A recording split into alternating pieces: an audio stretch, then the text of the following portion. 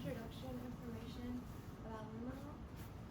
This experiment focused on the synthesis of luminol, which is a compound known for its chemiluminescence properties, which is shown in this photo. It's used in forensic science because when it's oxidized, it emits this blue light, and so it can detect small traces of blood and things like that. Previous experiments, historically has been made from 3-nitrophthalic acid. Other methods used other hazardous solvents and extremely high temperatures to make luminol, and derivatives of luminol have been explored to improve the luminescence efficiency.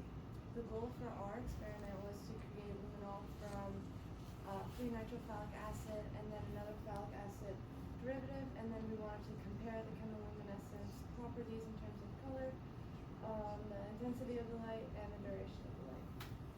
So I kept my experiments pretty brief and just talked about kind of the things that are different in ours. So we used 3-nitrophthalic acid, and then our phthalic acid derivative was 4-chlorophthalic acid. Part 1 was the condensation reaction with the hydrazine.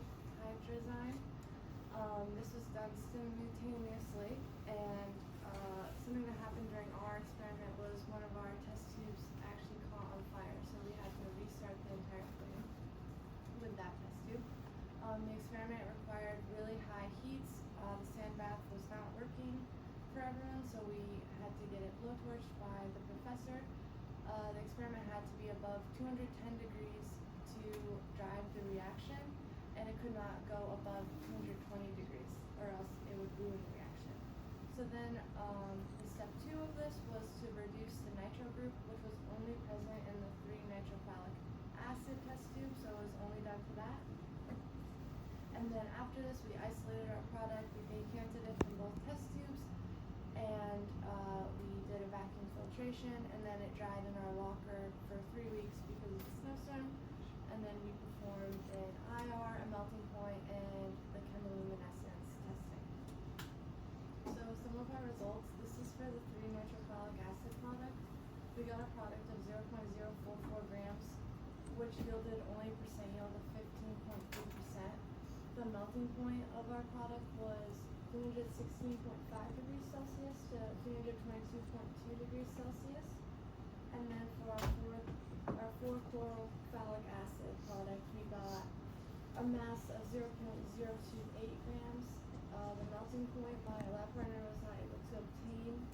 Our product was more of a paste and it didn't fully dry, so it kept sliding out of the small tube, so it wouldn't go inside the apparatus.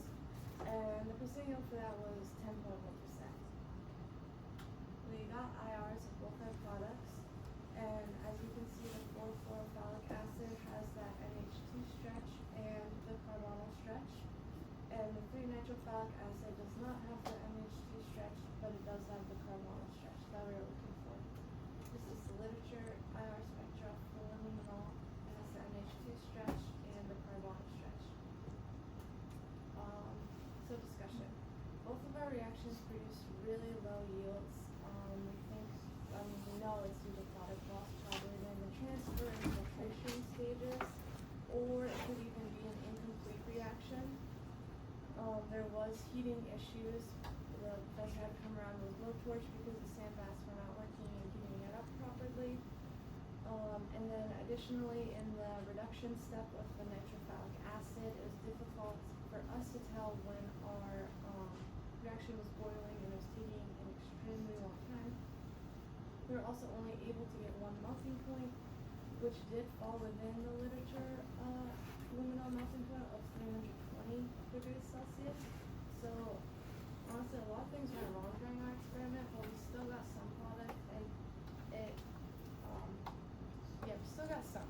So we could do some of the tests, but the main test that we were testing for was the chemiluminescence properties of luminol, and unfortunately, the extreme product loss led us to not be able to perform the test at all because we did not have any product to do that with. So that was an incomplete result for part D of the experiment. We could not compare the product's color, duration, and intensity, but we could kind of think that it was partially synthesized because of the IR and the melting point for each of the phthalic acids that we used.